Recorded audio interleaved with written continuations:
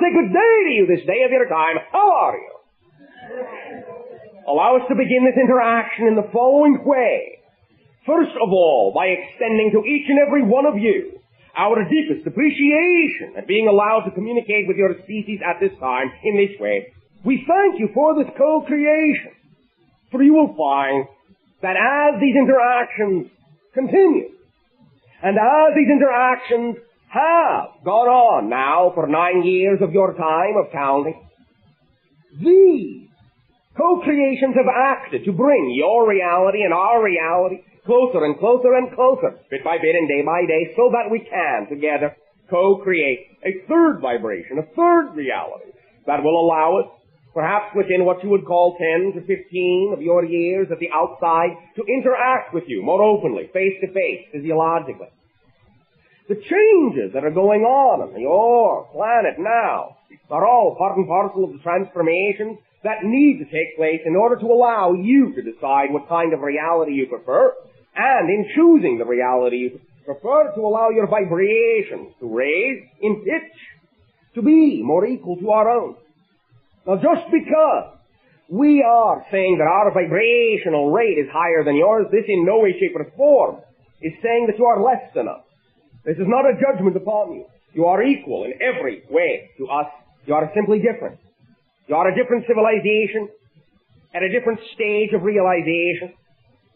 But we recognize that you are making the kinds of changes that give off the kinds of vibrations that attract civilizations such as our own to you. For when we recognize that kind of shift in a civilization's consciousness, it is like receiving an invitation to interact with you on whatever level will not interfere with your choices about how you wish your reality to be. We are here to reflect to you the things that you can do, to suggest to you gently the things you could do to create your realities to be more joyful, more powerful, more creative, more in line with what you prefer them to be. But not in any way do we wish to tell you what to do, nor should you in any way assume that what we are telling you is something that you must do. The choice is always yours. You must always remain in pure self-empowerment. But should you decide, as individuals and collectively, to create a vibrational reality upon your planet that is closer to our own so that we may one day soon interact more openly, this would give our civilization great joy as well. For then, as we interact, we become stronger by sharing, and we can, together, explore and create more than each of our civilizations respectively could do separately. So this to us is an opportunity, a shining opportunity, to reflect to you your connection to the infinite, and in allowing you to choose positive reality, creative reality, joyful reality, we become more and more overjoyed at the possibility of blending together, sharing with you, playing with you, learning with you, growing with you in all possible ways that we can. And this to us is a great gift, for which we thank you. With regard to the specific areas that may exist upon your planet, and in recognizing now that we are communicating with a group of individuals in what you would call your Australian landmass, and specifically within the proximity of the city that you call Perth, or whereabouts, we will allow you to understand that our perception of the energy in your area is generally as follows. The potential that lies within the overall vortex, the overall doorway, the overall electromagnetic pulse of your area is one that has strong indicators in education, communication, information, and art. You have what might be termed a university energy, and you can become a great learning center, perhaps within the next 2 decades, but in a very different way. You're laying the foundations now for what can be a repository of much information, a networking facility that can aid and assist many of the other cities in your landmass and around your planet in processing information that has to do with creativity, with other realms, with other levels of consciousness, with information in general, to act as a facilitator, to allow individuals to more easily access great deals of information that will assist them in becoming complete individuals, more creative individuals. This is the potential of your area. We perceive that perhaps within 2 decades of time, there will be a complete revision, what you might call an artistic revival of information, scientific learning, and educational processes taking place within your area specifically. This will connect directly in the future to the ability of your planet to interact with our species and other species. There will be many areas upon your planet that will serve as way stations, as connecting points, as what you might call gateways or ambassadorial functions between your civilization and others. And your immediate area has a great potential for one of these areas. So, we thank you for the energy you have created and the way you have used the energy in your area, and for allowing us to perceive the possibility of that doorway opening, so that we may, as we said, share with you in more blatant and open ways.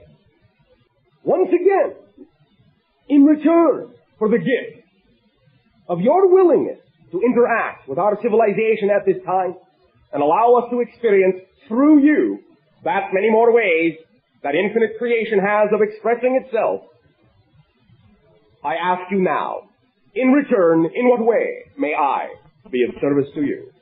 You may begin with sharing and questions if you wish. Bashar. Good day to you. Hello. Can you tell me, with regard to attitude level coaching, how we should go about promoting that? Attitude level coaching.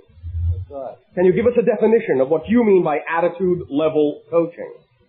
Well, this is whereby each person has a position on the scale of attitudes. Yes.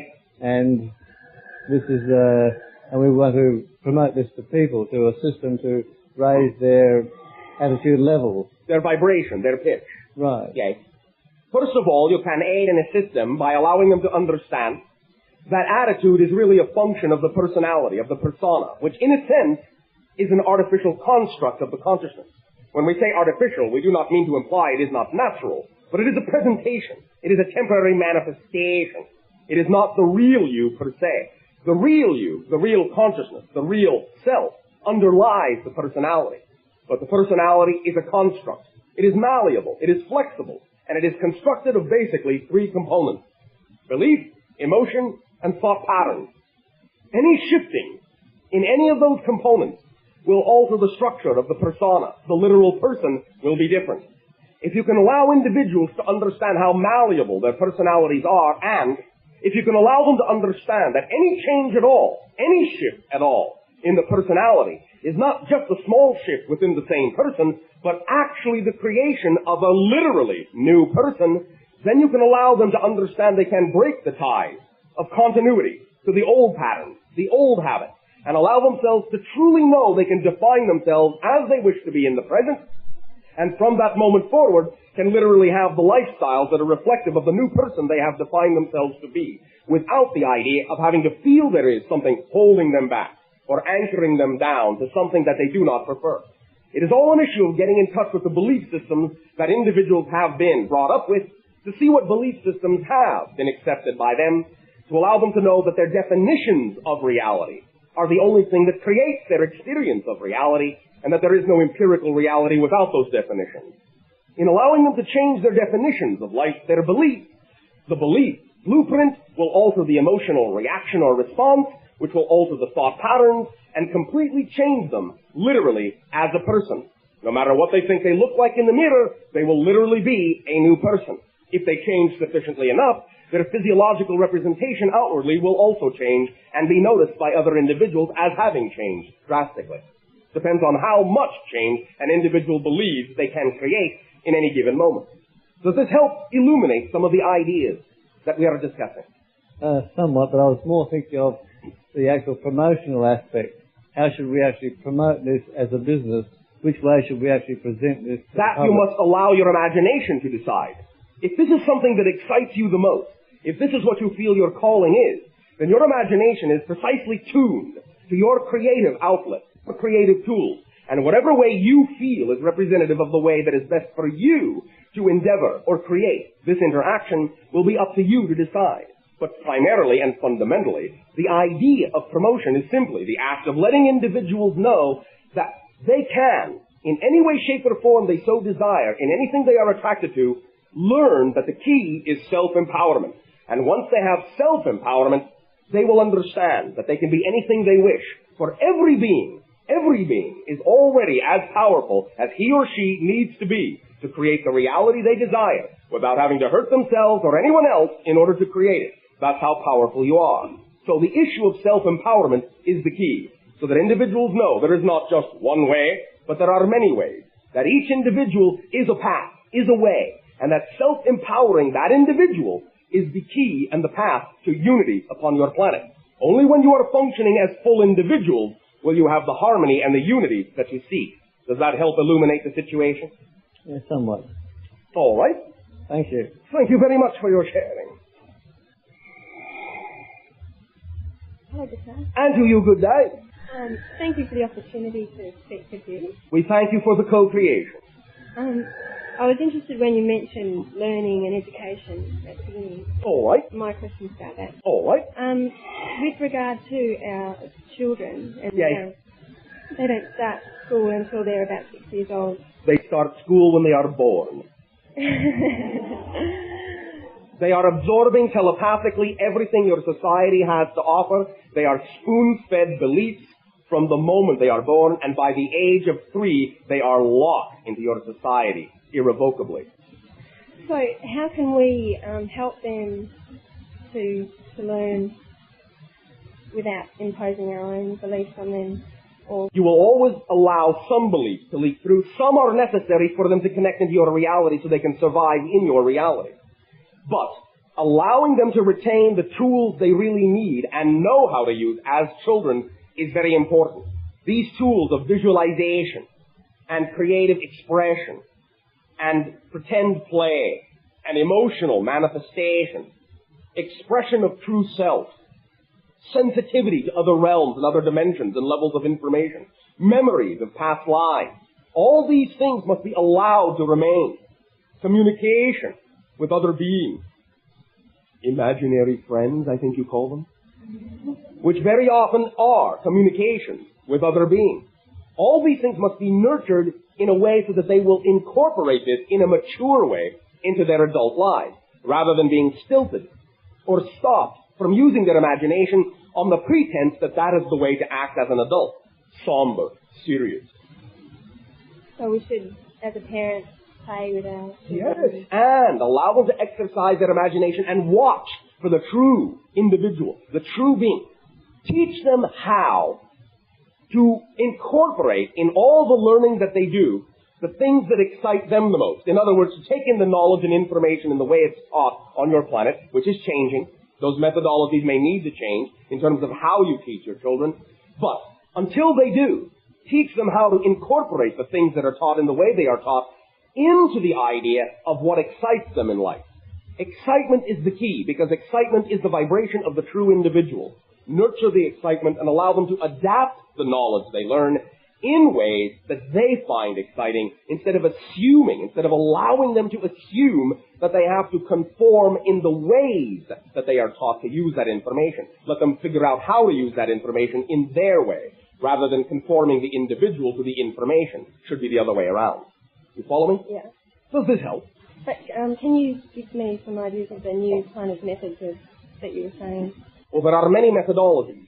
Again, the idea is more and more and more, when you allow them to experience the idea, instead of just feeding them rote information, the more ingrained it will be. The more interaction they have with the idea, with the learning, with the knowledge, with each other, interaction, problem solving creatively, active interactivity with the whole society rather than isolation, the more they will integrate smoothly the information within themselves, and the more they will integrate smoothly within the society as a whole. So interaction is the key. Hands-on, as you say. You follow along? Yeah. And? What about prenatally? Is there anything that we can do to communicate? Your telepathy is always strong. You can always speak out loud. It is received. Remember that until The child is physically born, and even up to the point of about 3 of your years after the birth, the spirit, the soul, the being is not actually fully connected all the way to the idea of remaining in physicality, and you are not dealing on that level with a child. So communicate telepathically from your heart, if you wish, with your feelings, with your imagination to that being. You will feel the communication. You will feel it mostly in your emotionality. But send what you wish. Send the unconditional love. Know that what is happening by agreement. The being has chosen you to be a parent. You have chosen that being to be a child. Perhaps in the past, the roles were reversed. You may find that out in time as well. If many of you are willing to listen to what your children have to say, you will very often find that they are very apt to remember much more than you as an adult have been allowed to remember. Nurture that memory. Let them know their self-empowerment. Communicate with them on all levels. But mostly, let them know that you unconditionally love them and support them. Even as you guide them, even as you teach them, you believe in their potential. And you can send that from every fiber of your being in any way your imagination so desires. They will receive it. They will receive it. Prenatally or otherwise, they will receive it. Remember that your intentions and your actions must be aligned. And in that alignment, they will understand you. You follow along? Yes. Does that help illuminate the situation sufficiently? Yes, thank you very much. Well, thank you very much. Hello, Bashar. You good day? Good night. I've been studying astrology for a number of years, and All right. it appears that the position or aspects of the planet affect people on a mental level or emotional level and physical. It is not that the planets affect people. It is that they are representational of vibrations going on within the collective and individual consciousness. Is there some way that these can be counteracted, particularly where they're going to be detrimental? Yes. Always any situation can be handled in a negative or a positive way. There is absolutely nothing in reality that insists that an individual must go through the experience of a particular theme in a negative way. First of all, fundamentally, let us go back to the issue of how you define your reality. Because very often the only reason that many of your people experience a situation negatively is because of how you have been taught to define it as a negative idea, to label it in a negative way. You must understand the following fundamental principles in order to allow individuals to unlock from this particular kind of experience. All situations, no matter how they are represented by vibrations in the universe, are fundamentally neutral on the surface. The only time a situation has empowerment, has meaning, is when you automatically, unconsciously assign the meaning to it that you have been taught to assign.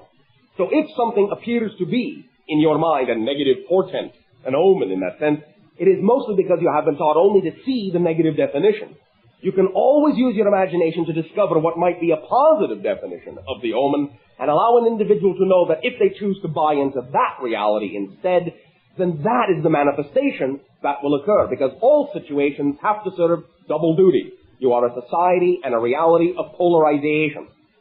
Every possible situation that can exist has two potential outcomes, a negative or a positive. So, depending upon what kind of meaning you automatically assign, unconsciously or consciously, doesn't matter, assign to a situation, it determines ultimately the effect and manifestation you get out of it. Does that make some sense to you? Yes, that's good. Is there anything else about this you wish to discuss?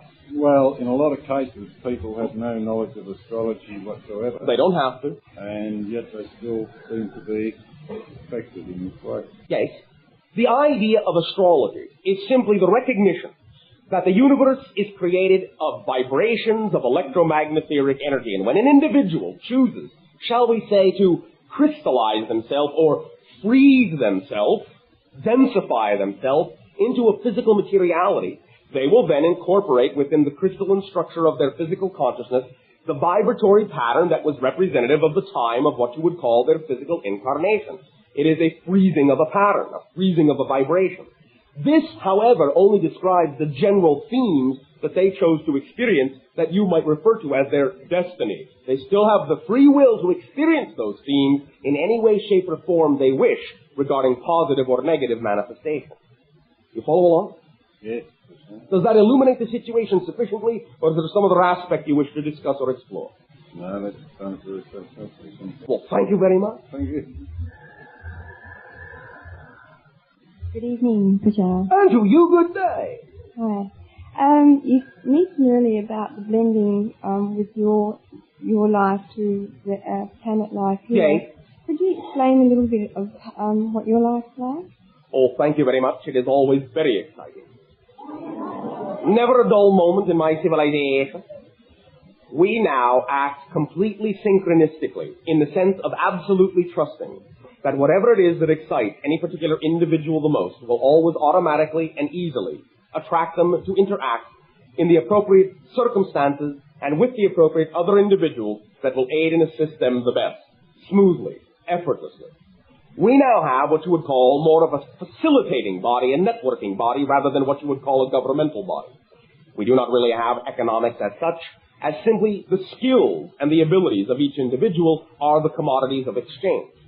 This is facilitated by the overall organization of telepathic link-up, of synchronicity, to allow each individual that needs a certain thing to interact with an individual who can provide it. And that individual providing it will need exactly whatever it is the other individual has to offer them. Children in our society are allowed at approximately the age of 3, as you understand time, to begin to interact with adults in any way, shape, or form they wish to learn by doing the things that excite them the most. What you might, in your language, refer to as on-the-job training, just by exposure, in the sense. Since we are telepathically linked, then the children are the children of all, and we are all together, our entire society, in one single marriage. You follow along? Yes. In this way, our civilization, at this time, does not really experience physical built-up structures upon our planet. Our planet, Ekasani in our ancient language, is relatively green and even in temperature. We have more water on our planet. Our planet is slightly smaller. There is a little bit less gravity, more oxygen. The idea, however, is that our cities are our spacecraft at this time, and we do not need large structures upon the planet. So it has been left in its natural state. Our population also is relatively small, approximately only over what you would call 200 million. That is the permanent population. There are always beings coming and going from other civilizations that we are connected to. Is there anything else you wish to know? No, thank you very much. Well, thank you very much for your sharing. Good evening, Bashar. And you do. Sorry. Good day. No need to apologize. Slightly nervous, forgive me. Oh, that's all right. You're just excited in a different way. Yes, that is true. Very excited because it was unexpected. Oh, congratulations. Congratulations. This harkens back to an old saying that we have in our civilization. When we would greet each other at a certain point in our understanding of our evolution, and we would ask, well, how are things going? And someone would say, well, not as I expected. The proper response was, well, congratulations. Well, that's good. I've learned something again. Some of us here have been given to understand that we originate from other planets. Well, in a sense, yes, you all do. And yet, of course, in choosing to be on Earth, you originate from there, too. So, did we, in fact, make commitments when we came into this planet? Yes. How do we go about finding out what those commitments are? By acting on the highest excitement at any given moment that you can in your life. Because excitement, what you call excitement, or sometimes nervousness, which is the same energy, one in trust, one in doubt, same energy. When you act upon the thing that excites you the most, you recognize that excitement actually is the vibration of your true self. That's what excitement is. Joy, peace, excitement, love are the vibrations of your true self. So at any given moment in your life, the thing that excites you the most, if you are willing to act on it and trust it and know it will support you in all the ways it needs to, you will then be fulfilling the fundamental purpose of your life. Because you see, the purpose of your life is really to live this life to the fullest. You are reincarnational beings. Yes, you have many lives. Yes. But the you are now only has one life to live. You've never been this you before. You will never be this you again. So the fundamental purpose of this life is to be this you to the fullest of your capacity. And that means acting only upon those things that give you the most passion and joy. If you do that, you will be fulfilling the fundamental purpose of your life. Does that answer the question sufficiently, or is there some other aspect of this you wish to explore in more detail so that it will be anchored in to your action? Yes. Can you give me a lead, perhaps, in what direction I'm to follow? Well, what would excite you the most? Do you have a dream? Do you have a vision? Do you have an overall idea that excites you more than anything else? Or, if you don't, you can keep it simple on a step-by-step basis. When we talk about the idea of doing what excites you the most, it doesn't have to be an overall category. It can simply be at every given moment. Out of all the options that are available to you to do at any given moment, pick the one that's most exciting and act on that. Because excitement is a thread connected to all other excitement. And if you move in that direction, no matter what you do, it will connect you ultimately into everything you can do in your life that would be representative of the reason why you are in the life you are in. Okay. Mm-hmm. Does that make sense to you? Actually, yes, it does. Thank you very much. Thank you very much for explaining it. You are welcome. Good. Good day. Hello, Bashar. My name's Kim. All right. Good day to you. Hello. Bashar, I guess my question is, so where are we at the moment, this race of ours, like in the evolution of ourselves? Thank you. There are many, many benchmarks yet to come for shifts and changes within your collective structure. However, you're really not that far away from the idea of harmony. You see, we call this the idea of compression of energy, or loosely put, the rubber band analogy. You have the idea of having been in limitation and negativity for a long time, and you are increasing the idea of concentration of negativity, bringing many things up to the surface that heretofore were covert, bubbling them up, bringing them out, getting them out in the open, as you say, putting your cards on the table, so you can see plainly out in the open what kind of ideas that have been holding you back, and you can ask yourself whether you prefer this reality or not. Once you decide you prefer something else, you can act quickly and swiftly in that direction.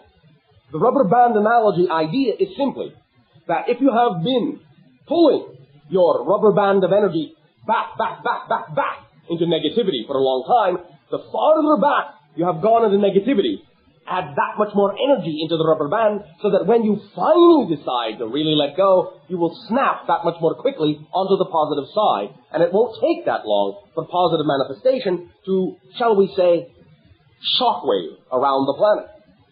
By the time of 2011, 2013, your society will have gone through a sufficient amount of self-reflectivity and change so that you will finally lay the foundations for true peace and true harmony, true interactivity. By the time of what you would call 2030 to 2050, you will be functioning, as we perceive your energy now, as full-fledged members of our association of worlds. You follow along? Yes. It will not take that long overall, historically speaking. But there are many things to come. One of the most profound would be in your years of 97 and 98, when certain social and political changes, especially in what you call your Middle East, as we perceive your energy now, will entirely change the face of that area upon your planet. Can you explain that? Thank you. Well done. See what teamwork can do? First of all, there are many pressures of ancient limitations that are building up in what you call your Middle East. There may be many violent actions and many repercussions that may cause the idea of loss of life existing in that area in around 97 or 98. But the trauma will be so profound.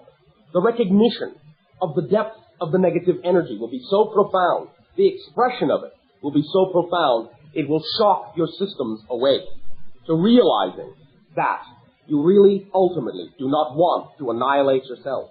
And it will cause a profound shift in spirituality around the world, a shockwave, to know what could happen, so that you will finally decide that that's not what you want to have happen.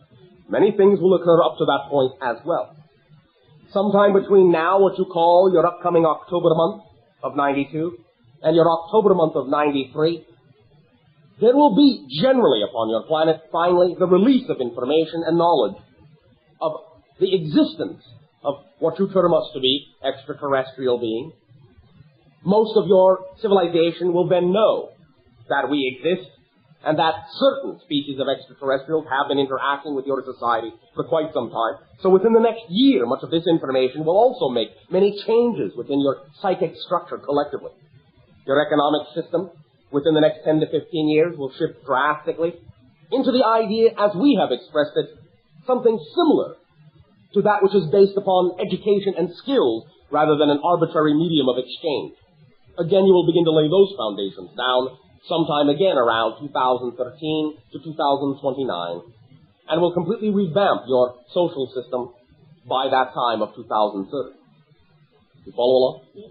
With that knowledge that comes within the next 12 months, say, of extraterrestrial beings and our relationship with that, is that a release of knowledge that is already in existence, or is that because more people are exposed to the But the information that will come out within the next 12 months of your time will spark the curiosity to the degree that will finally begin to release more and more of the information at a pace and at a rate that will allow you to absorb it into your society beneficially, although, of course, many individuals will not be able to assimilate it very well.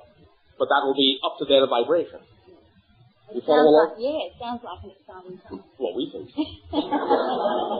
Yes, thank you very much. Thank you.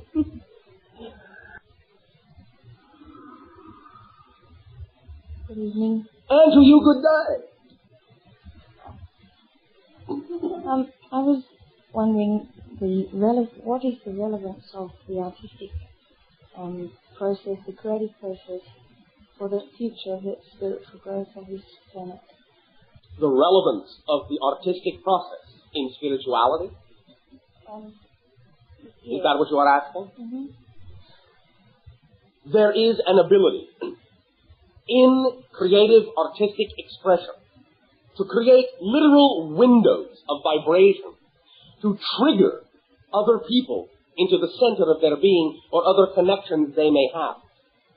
Not only is it an expression of the artist's connection to other levels, other realms of him or herself, or other beings, or other consciousnesses, or other experiences, but it is a way to actually allow, when other individuals come in contact with those creative expressions, to feel themselves, as we said, triggered, activated, their memory, consciousnesses or other experiences. But it is a way to actually allow, when other individuals come in contact with those creative expressions, to feel themselves, as we said, triggered, activated, their memory, their connections, their self-realization activated. It is literally like creating windows into other realities for them. To activate the creative principle puts you in touch with your connection to the infinite. Because you are, as you say in one of your languages, made in the image of God. Well, what does that mean? All that is, the infinite creation, if you wish to call it God, that's up to you. It doesn't care what you call it. Made you in its image, meaning you are a creator too. So creative expression in any way, shape, or form is simply your mechanical expression, so to speak, your mechanism of being an aspect of the infinite. You can't help yourself. You are creators. You can't help but create. You're creating your reality. You create expressions within the reality. You create yourselves into being, in the physical experience, and many other levels. But it is mostly for the purpose of seeing all the different ways that all that is has of expressing itself, of manifesting itself, of viewing itself, of interacting with itself. You understand? Is this answering the question sufficiently, or is there some other particular avenue of this that you wish to explore? All right, well, thank you very much.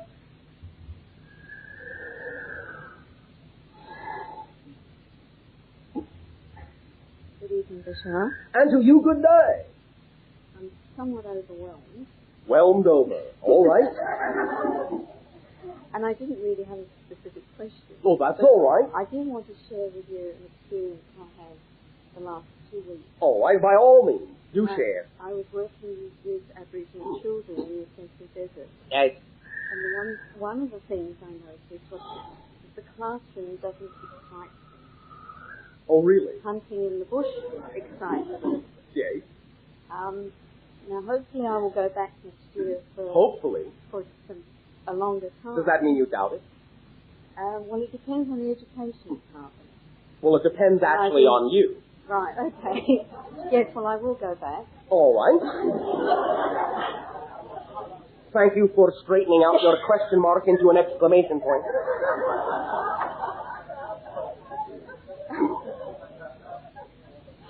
How can I help the children, these delightful children? Well, first of all, to enjoy the classroom? yes, well, first of all, you must determine what it is they really need to know. Well, I doubt whether they actually need to know what goes on in the classroom. Well, then, what does that present you with? That I take them out into the bush. All right. Now, if there are some things that they really wind up needing to know, as we said before, you can create the information in a way, you can communicate the information in a way that they can adapt it in their reality, in their excitement. It can be interpreted into their realm, into their world. It doesn't have to be presented in the way that forces them into a world that they do not want to participate in, that doesn't excite them. You have to be creative about that. But by all means, enter their world as well, because that's one of the reasons you are there. It's got to be, as you say, a two-way street, not just one way. The best way to learn is to teach. And you will learn a lot by teaching, and they will teach you a lot. I know that. Okay. So, use your imagination and creativity to take what you know and adapt it in ways that create a common ground. Maybe together, you, they, can create a third world, a third reality, a third kind of information, a new way of looking at information that you can both use and extract knowledge from. You follow along? Yes. Does this excite you? Yes, it does. It's the only thing that doesn't excite me is the education department and that system. Yes, well then it is obviously up to you to create your own education department. Will I get some help there from you lot? Our energy and the energy of many guides is always being given to you. All you have to do is tap into your own higher creative self, and you'll be on the same wavelength to receive the information that we are always sending, but it takes you going to that level in order to access it. You have to meet us halfway. Yes. All right? I do try. Oh, what? You what? I do try. You what? Try? Does that mean you don't want to do it? Yes, I do want to. Well, then do it. Don't try. Just do it. Now, if you want to try, you can, but all you'll be doing is trying. You won't be doing it. Trying is not doing. You follow along? Yes. Do it. You can do it. You can do it. Just do it. All you have to do is act in the manner of the person you prefer to be. Look at your vision. Look in your imagination and see the you want to be acting in the way you want to act. Become excited about that action, about that reality, about that lifestyle. Bring your energy up. Because if you were doing it that way and the way you prefer to do it, you would be excited. You would be ecstatic. Ecstatic. And in bringing up your energy, all you then have to do to complete the circuit of manifestation is literally to mimic, copy, act, physically act, like the person in your vision that you see, in thought, word, deed, in all ways, attitude, body language, everything. When you do that, you will give off the vibration of that reality and attract to you the opportunities and situations that are reflective of that person's reality, and then in the doing, you will be that person and that reality. And you won't be trying, you will be that reality. Does this make sense to you? Yes. This is the mechanism of creation that very often you drum out of your children. They already know how to visualize, how to be emotionally excited, and how to pretend, how to play act. You think play acting is just pretending. It is the actual third component of the mechanism of manifestation that is necessary to complete the circuit of manifesting what you want in your vision. You cannot take that away. You must literally act out in every way you can what you see yourself doing in the vision that excites you the most, or you won't complete the circuit. That's how you ground the vision, by literally going through the motions, watching keenly for how that you functions, and mimicking it to the best of your ability, and not doing the things that you would never do, because that will short-circuit you and cut you off from the manifestation. Make sense? Does that help you? Thank you very much. Well, thank you very much. Hello, Bashar. My name's Chris. Oh, all right. Good day to you. I've got a new level of excitement called confusion. Thank you. Thank you very much. Co-fusion. Yes. Confusion. Yes, co-fusion. Correct. Yes. Okay. I had a couple of questions tonight, Yes. and having listened to all the other questions, I've changed them about 10 times. Oh, all right. Would you like to go for 11?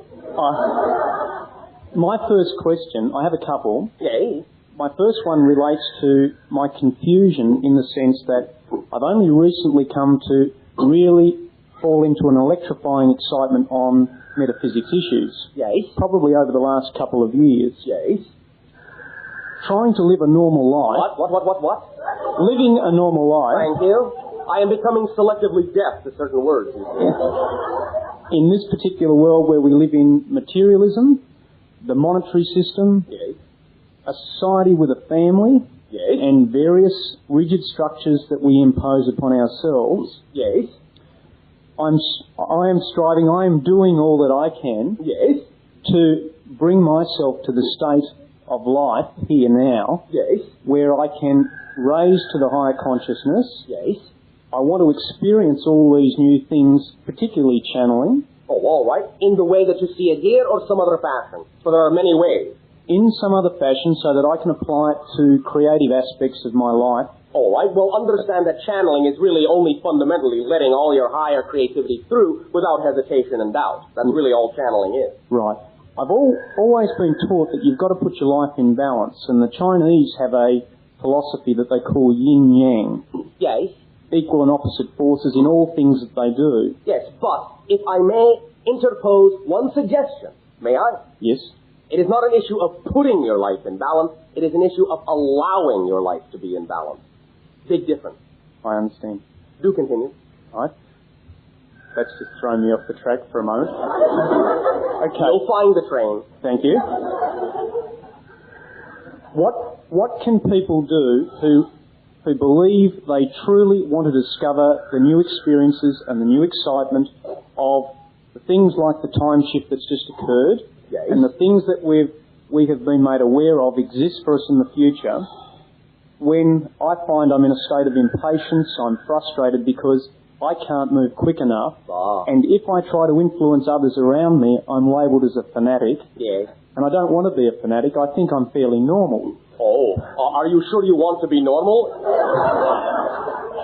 Perhaps what you are seeking is to be natural instead. Yes. All right. You do not need, nor can you influence anyone around you. That's not the point. The point is not to influence anyone. The point is to simply live the reality you prefer. And simply by living it in the now, and knowing that everything that happens in your life is exactly what is supposed to be happening, even if you don't prefer it. Because if you don't allow it to be what needs to happen, even if you don't prefer it, then by not allowing it to be what needs to be there, you don't live in the now with it, you don't use it in the present, and then if you don't use it, you can't allow it to transform into what you would actually prefer it to be. Impatience only exists because you think you need patience. If you're really living in the now and excited about everything that's happening in your life in the present, you are never waiting for something better to come along, because what's going on right now is the most important thing that could possibly be happening. And you don't care whatever comes along next. It will automatically come more quickly when you simply accept that what's going on right now is exactly what's supposed to be going on. That's living in the now. And as soon as you do that, the paradox is, the quicker it changes. Because you use it. You use what's going on in the now, and the more you use it in the now, the quicker something else comes in. That's the paradox. The more you want something else to be happening, the more you deny that what's going on is what's supposed to be happening, the longer it takes to change. Because you're not using the energy that exists in your reality now. It's all supposed to be there. There are no accidents. None. Now, again, you may not prefer what's there, but you must learn how to use what you don't prefer to allow it to transform into what you do prefer. You only have one energy to use. Everything that happens in your life is made out of the same energy, you. So it's not a matter of getting rid of this in order to let something else in. You have to use the energy that's already there, manifesting the thing you don't prefer, to allow it to transform into the thing you do prefer. And the only way you can do that is by living in the now. Step number 1, owning whatever is going on. When you acknowledge what's going on, when you own it, you can change it. Because you, by owning it, even if you don't prefer it, then assume you are already in control of it. Yes, this is not what I prefer, but I created it.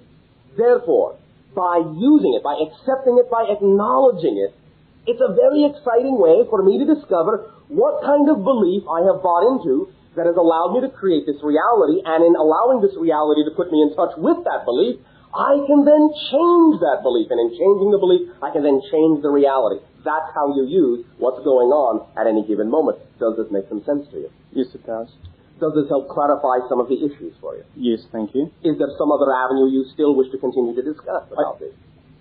You've done very well with that. Oh, can I just transgress to a couple of other small issues? Oh, by all means. Do you have sex in your life?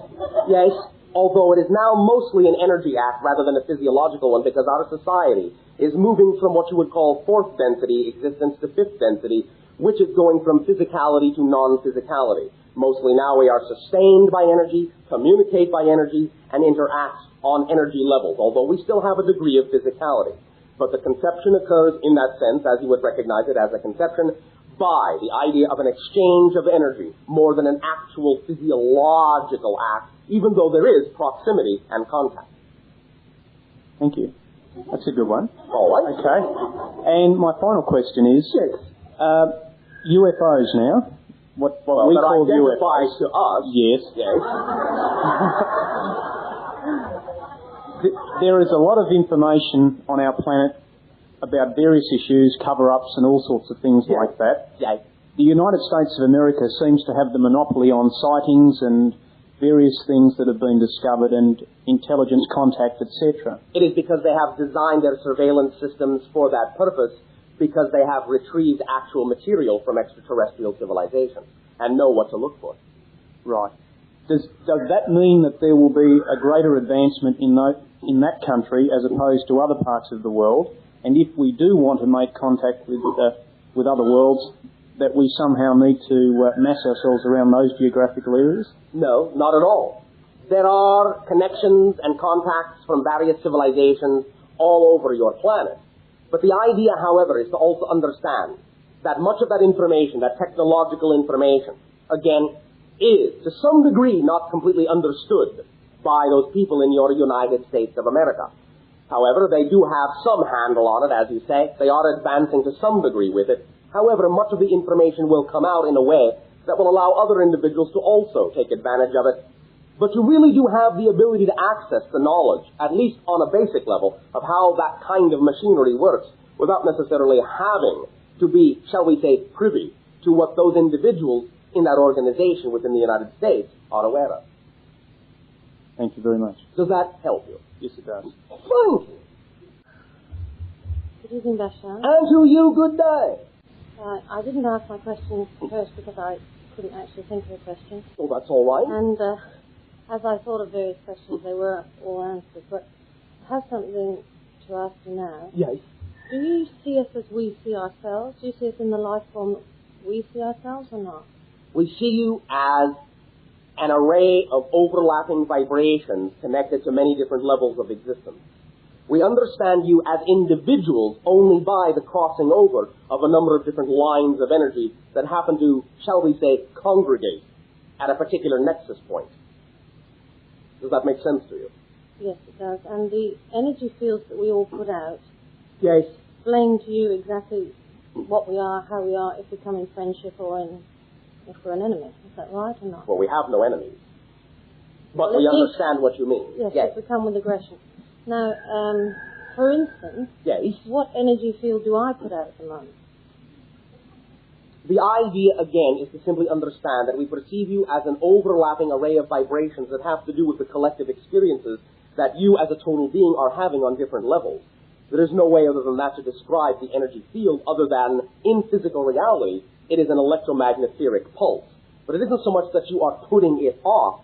It is a compilation of overlapping vibrations that create what you call energy fields in physical reality. Makes sense in your language. Yes, it does. And the other, in that case, do you see an aura?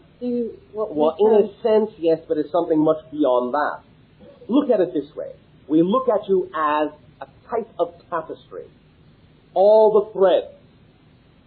Imagine that all the threads in the tapestry were to perhaps be pulled into a concentrated area, that you were to tug on the tapestry and create a dent.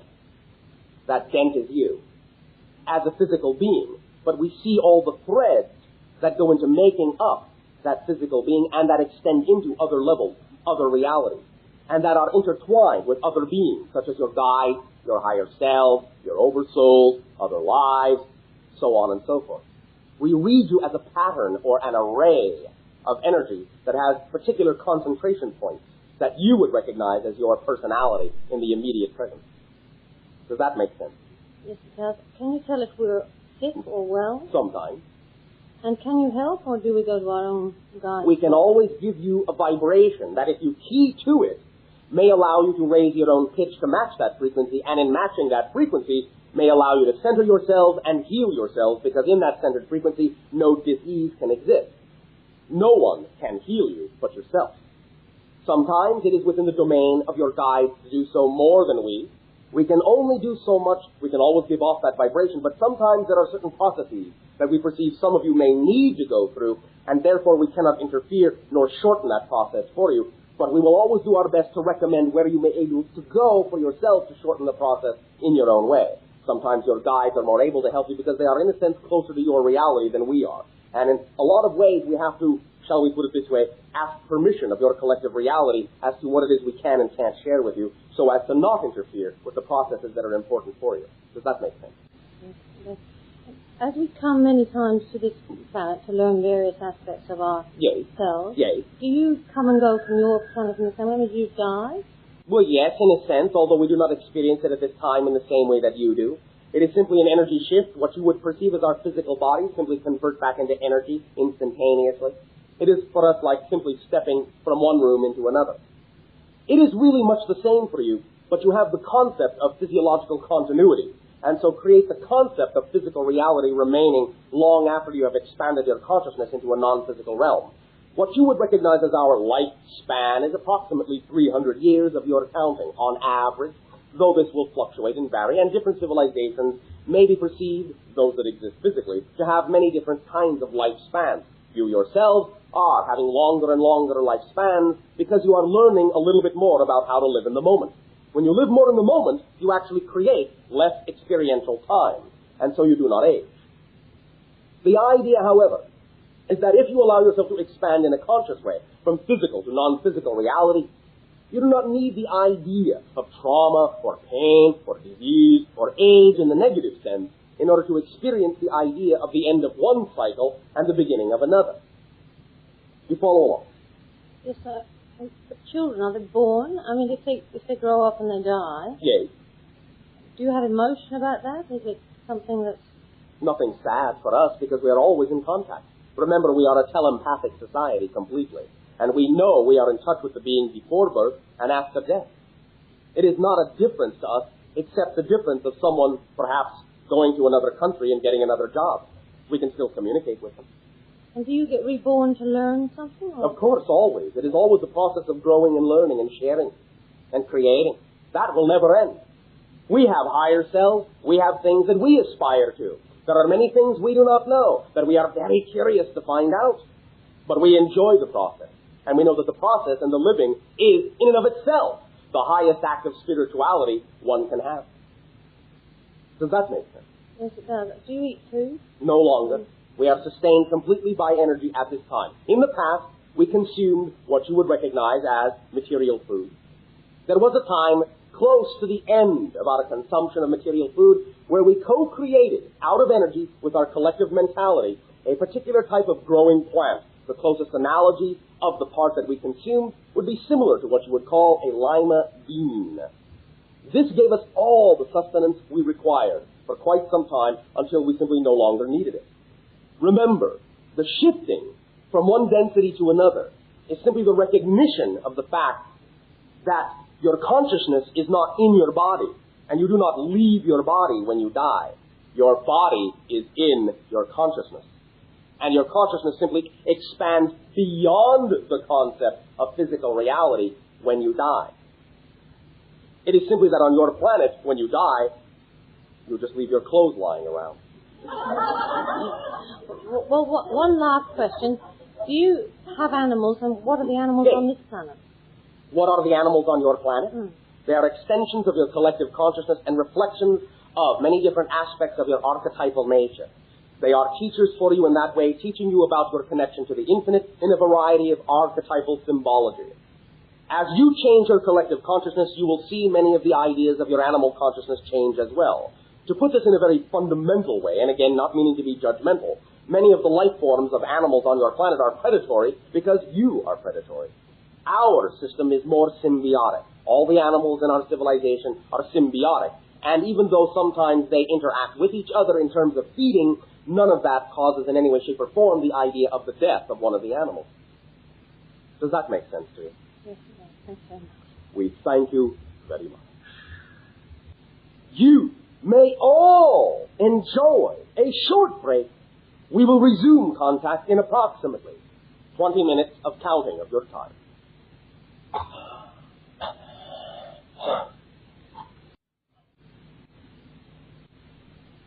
I don't say let us continue with sharing. You may proceed. Hi, Bashar. And to you, good day. Thank you. I'm really looking forward to experiencing Egypt in November, December, and I would like to know from you the significance of that period of time, the influences it will have on the people who attend there, and in particular anything that may be of value to me in my journey there. I see. Yes.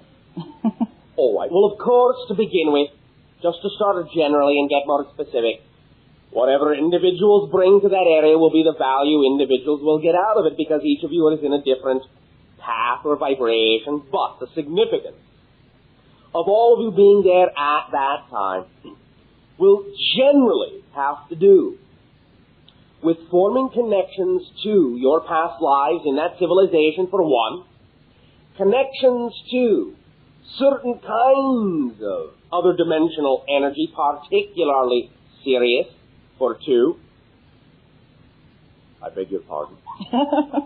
All right. This is excitement.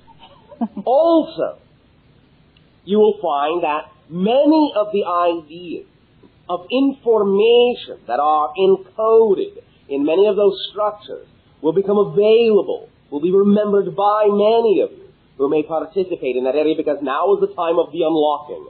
Now is the time of information being revealed and people remembering certain of the ideas that were encoded into those structures to bring that information to your civilization.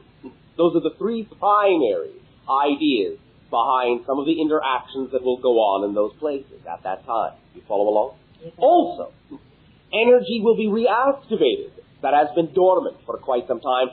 There are certain things that have gotten, shall we say, out of alignment.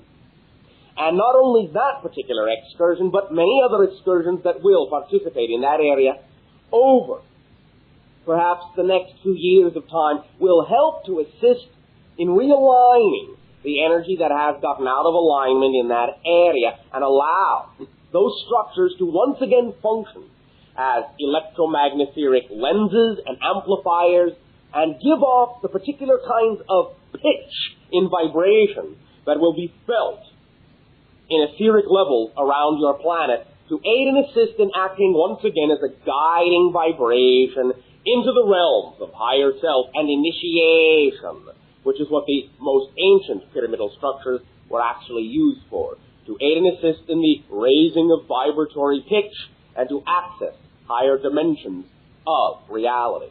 So much of that will be being brought back into alignment with the energy present of many individuals who have familiarity with that area in past lives and bring to the surface of their consciousness those ancient connections and thus give off the frequencies that are necessary to help that area realign its own energy. You follow along? Yes, I do.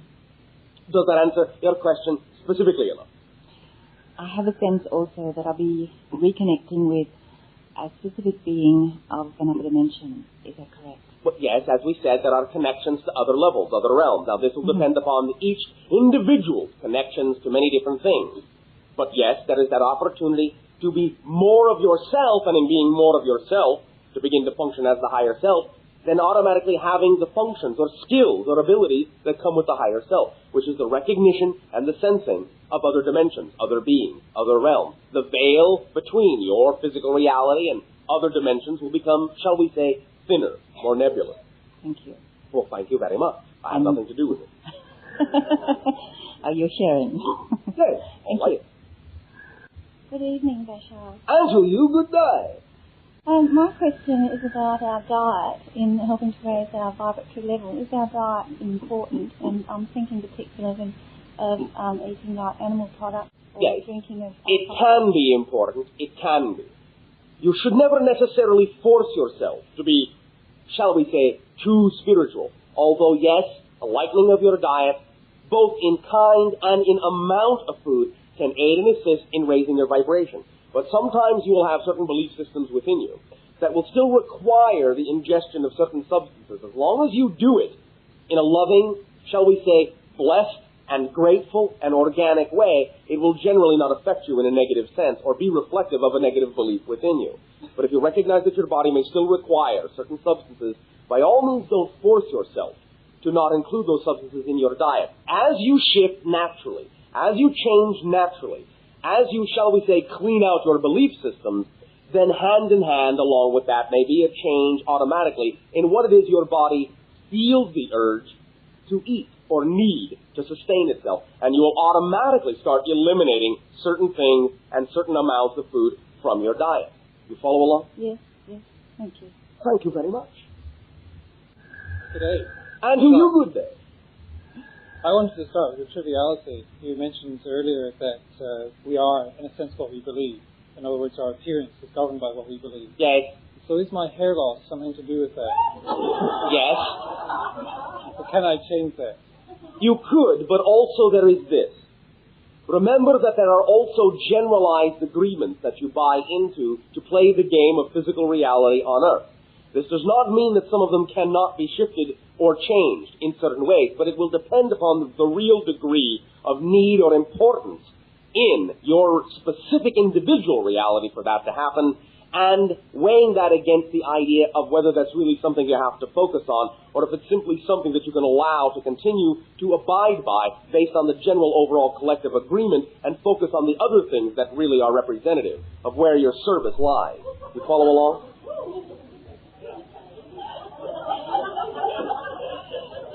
Did that translate all right in your language? Pretty well for mine. All right. Does that answer your question sufficiently? It answers that one sufficiently. You can change those things. Usually will have to do with whether or not it ties into your specific service, or how you could be a shining example to others. I have no idea what the laughter means. All right. Of how you can be an example to other individuals for something that they might need to understand about their control over their reality. Generally speaking, many of those things are simply part and parcel of the collective agreement consciousness at the time. Now, if that shifts, then yes, there is also a greater opportunity for certain other individual traits to begin to shift within the collective agreement. However, in our society, the males have no hair at all, and I have not found this to get in my way. I wanted to ask a question on a heavier note. No, a heavier note. All right. How much does this note weigh? Quite a lot in my case. All right. Let's see if we can lighten it up a little bit. Yes, as I look around in the society that I live in now, I see the government that we have as being corrupt in many different ways. Yes, well, they are only abiding by the system that you have all supported. You are your own government, after all. My question is, what do we do to change that, alter that, and how far can we go? How far? The idea is that you will not change the system as it exists. The idea is that you must, with your imagination and creativity, come up with alternate systems that when the old system collapses under its own weight during the transformational times ahead, you will then allow other people to shift over to the alternate systems that you will have then allowed to become well established. So is there something which we should be doing to prepare for that? Yes, you should be creating the alternate systems. Using your creativity, imagination, and following what excites you the most, and communicating in non-judgmental, unconditionally creative, and loving ways with the members that are already in the government structure to let them know the whole issue revolves around self-empowerment so that they can be self-empowered too, rather than in their side of the issue also being prisoners of the collective consciousness structure. Oh, that answers my question quite fully. Thank you. I have understood it. May I ask you about the Middle East going back to that? You may ask. Again, what is actually going to happen? I cannot give you the specifics. We are not allowed. Okay. Should we be prepared in some way? Yes. To assist? Yes. The same answer. Yes. You must provide the alternate systems so that when the system collapses under its own weight, individuals will have some place to go. My final question is to do with the disease called AIDS. Yes. Can you tell us what that means? I can give you simply two brief analogies for this idea. A, it is generally a reflection of the denial and the suppression of the masculine and feminine energies within each and every one of you for thousands of years. Without that blending and balancing, you have created a number of diseases. This one breaks down the barriers of intimacy and highlights many of the fears that many of your members of society have in dealing with intimacy within themselves. Again, the blending and balancing, the marriage of the male and female within each and every one of you. Also, it is, B, a reflection of the idea that now that you are facing, to some degree, allowing to some degree, many of the ideas you have feared to face to come in, you have begun to drop or break or crack the barrier, the shell around you that you have created that has prevented these ideas from coming in, that you have feared to face. This is a direct analogy to the immune system of the body, which is now dropping its defenses to allow in all the things that put you in states of mind, states of being, and states of awareness that force you to face all the fear issues that you have kept at bay with that shell for so long. You follow along? Yes. Unconditional love is necessary in this fundamentally. There can be some physiological assistance with the idea of hyperoxygenation of the system in beneficial ways, being cautious not to burn the system out. And there can be certain other ideas with electromagnetic pulsing or acoustical pulsing that can aid and assist individuals in getting back to their centered balanced state where no disease is possible. There are a few other ways also to deal with this issue. But the idea fundamentally is that you must become at ease with yourselves in many, many aspects that have now been for a long time denied within you. Expressions of intimacy within the self, and lack of fear of facing all portions of your consciousness so that you can reintegrate and become total beings. This is the metaphysical energy reason for why you are now experiencing the idea of AIDS, because there is a great deal of judgment in your society upon yourselves, upon others, about all sorts of manifestations that revolve around the issue of self-love. You follow along? Yes, I do. Does that answer the question sufficiently? Yes, it does. Well, thank you very much. Could I follow one more question just from there? Why have we chosen, if we've chosen to be here, why have we chosen to explore the limitations that we have? Well, first of all, that is simply the idea that it's part and parcel of the physical reality you are in. Limitation is one of the ways that physical reality is defined. Otherwise, you would not be able to experience the focus called third-dimensional physical reality without some ideas of limitation. It is simply that your particular dimension is dense to the point in energy where those limitations have a self-fulfilling feedback loop type of an effect where you are capable of actually forgetting that you injected yourself in that reality to begin with. And so you allow yourselves to become caught up in cycles of forgetting that the limitations are also there to serve you in positive ways. You follow along?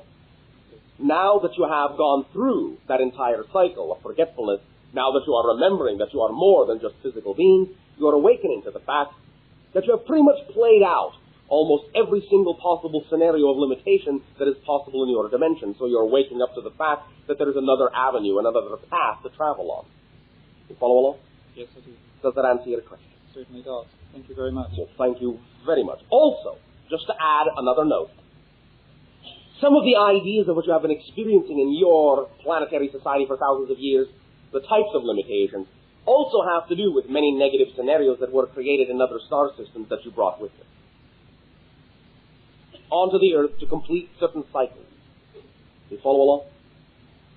A hangover. All right, yes, you have a hangover. Thank you very much. Hi, Bashar. And to you, good day. I want to ask about walk-ins, because I've been hearing a little bit about walk-ins from other people, and I'm not really clear on what occurs. There are basically two ways to look at this. It is actually very rare that a walk-in is what most of your people think it is. There is the possibility of what might be loosely termed a switching of soul personas, where one individual feels they are finished with this particular life, and another individual feels they need some experience in physical reality in order to share or serve in a particular way, but they do not need the birth experience. So there will be an agreement made, shall we say, to shift places. And one individual will, quote-unquote, leave, and another individual persona, soul persona, will come in, take over from that point forward to pick up where the other left off, but change personalities, change lifestyles, change purposes, change formats, and all that goes with it. However, though this does occur, it is rare. More often than not, what you typically think of as a walk-in is simply an upgrading in the vibration of the original soul. It makes a shift to a higher level, becomes more of itself, and so, of course, because the personality is an artificial construct, the new soul vibration causes a complete shift in the persona. A new person is there, yes, but it is the same, quote-unquote, oversoul with a higher frequency. You follow along? Yes. Does that answer the question sufficiently? Yes, it does. I just want to ask, why then do those rare occasions of the walk-ins that, swap souls, why does that actually happen? What's the point of it? Is it just... The point is simply that it is convenient. Yes. Okay. Yeah, that answers my question. Thank you. Good evening, Bashar. And to you, good day. Bashar, you were talking before about the fact that we've had many reincarnations on this earth. Yes. And that we'll probably have lots more. Maybe, maybe not. For many of you, this is the last physical life on Earth. Oh, well, that's really what I wanted to talk about. The sort of spiritual philosophy that I follow teaches that we go on incarnation until we sort of perfect ourselves, and then we finally merge with God. Well, there are many levels in between.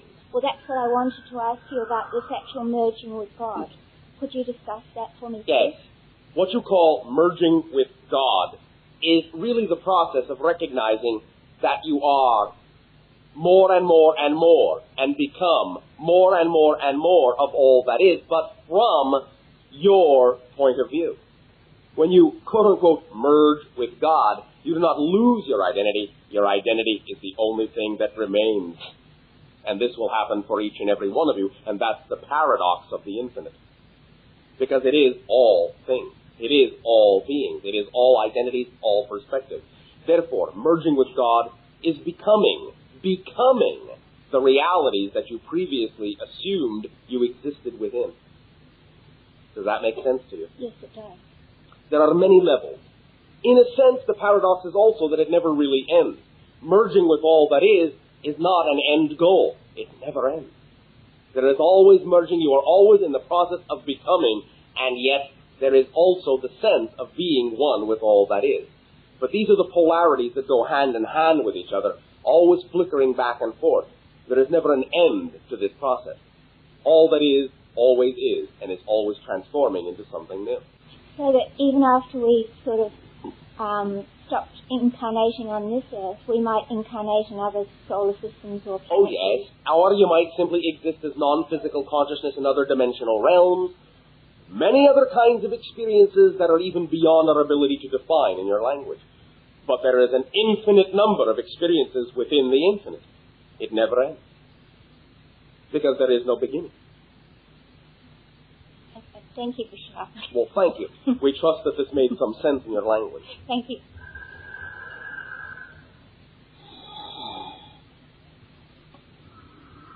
Hi, Bashar. Angel, good day. It's okay to ask really personal questions, isn't it? I mean, Yes. like about myself. You can ask anything or say anything that you wish. Well, do you have any idea what I've been going through emotionally for the past 2 years? I mean, Would you like to share that with us? not really, but Oh, all right. Just briefly, can you tell me why I kind of chose that for myself? What did you learn about yourself by going through it? Well, not sure if I'm actually through it yet, but I didn't say you were finished. I said, what have you learned about yourself by going through it? what have I learned about myself? What new perspectives have you gained? What new understanding about life and your ability to create life have you gained? What new understandings of your relationship relative to other people have you gained? These are the questions to ask yourself to understand the nature of the process.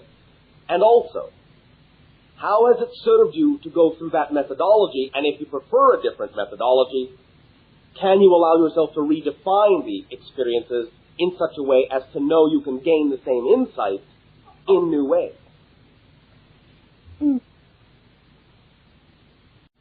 You gained? What new understandings of your relationship relative to other people have you gained? These are the questions to ask yourself to understand the nature of the process. And also, how has it served you to go through that methodology? And if you prefer a different methodology, can you allow yourself to redefine the experiences in such a way as to know you can gain the same insights in new ways? I'm not quite sure if I can do all that, but No, of course you can. Why not? I really don't know what I've learned from it, apart from the fact that... All right, let's take another tack, shall we? Yes. I'll ask you a question. My standard issue question. Are you doing the thing that would be most exciting in your life? Yes No. or no? No, but you see, that's what I wanted to ask you, because the whole thing for me has always been feeling wonderful, feeling good, feeling like I'm really me, feeling like I'm in touch with my heart and that I'm really at one with my real self. That's what I've always wanted. And that to me is what excites me. No great career or, sort of goal. But you are choosing to be a physical being. So the idea is, yes, being in touch with yourself is exciting, but how do you put that into some sort of action? Yeah, that's right. Now, how do I put that in some sort of action? And, as far as the whole yucky stuff that I've been going through. Yucky stuff? Well, it's sort of like this awful fear and panic. I mean... About what? Well, that's the thing, I don't know. I just went to go to sleep one night and then whammo, this great big thing, descended. And, I just sort of gave it a lot more energy, a lot more fuel. And before I knew it, I kind of had a nervous breakdown and was put on tranquilizers. You can take the same energy and you can turn it into laughter. Laugh at the situation. Laugh with the situation. Lighten it up. Anytime you want enlightenment, lighten up. You can laugh now. I've already gone through the worst stuff, I'm sure, but do you think I'll be a better person because of it? I don't mind going through it if it sort of is for a reason. What made you think it was for no reason? Did it seem Because senseless? I thought that stress created it, you see. I thought that my lifestyle that was kind of stressful that's still created it. That's still a purpose in teaching you how to shift your energy in ways that always treat you with respect. If you have been creating stress in your life, why have you been doing that to yourself? Why have you been choosing realities that are not what you prefer? Why have you been assuming or believing that you have to go about doing certain things in ways that are not representative of your excitement and your joy? Yeah, I think that's because of a high achievement thing that I've got. a high achievement thing. The only way you will achieve the highest you can achieve is by doing it in the way that is most joyful for you. Thinking that you can achieve it in other ways that are stress-inducing is exactly accomplishing the opposite. I know. Then that's one thing that this has taught you. You see, very often in your society, because of the kinds of belief systems that you have been brought up with, very often you will not allow yourself to let go of those things until you are finally sick and tired of doing them that way. And then finally you will say, all right, this is not what I prefer. I will finally stop doing it. And then you will begin to get an understanding of where you have pushed yourself into that corner. Because very often sometimes, if you take yourself to the, as you say, bottom of the barrel, then the idea is that all the other choices that remain are all up. I get you. The thing is that I thought you could sort of, tune into the cosmos, of my whole psyche, and Sometimes tell me why we can. I did that. Sometimes we can, but you have to open a door first. And you are not allowing yourself to get in touch with certain aspects of your belief system. Great. How do I do that? All right. Take a deep breath. And let it out. One more time, take a deep breath. Let it out.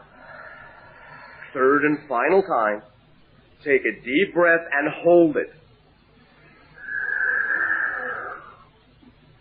1, 2, 3.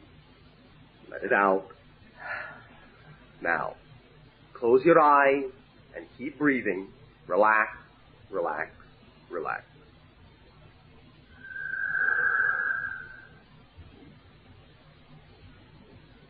Imagine now that you are a child. Once again. At what point? At what incident do you feel was the first time, emotionally, that you were not allowed to express simple joy, but instead were told that you had to do something in a certain way that you knew was not true for you? Go back to the first time you can remember feeling boxed in, structured, beyond your natural creativity, beyond your natural methodology. Are you able to access such a time in your imagination? No. Then create one. Have you ever had the feeling? My mind keeps telling me that I'm taking up too much time. All right, very good, very good, very good. Time. Then that is your answer, because you see that is exactly what we are describing. You are feeling that a structure is being imposed upon you, and you are feeling guilty about it. Yep. Let go. There is no time here. Other than what you have been taught to create. Stay in the now. I don't care. You fill up as much space and take as much time as you want.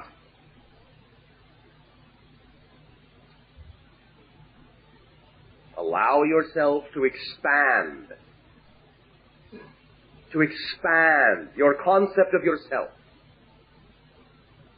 To break through the structure and the shackles of rigidization, expectation, assumption, negative belief.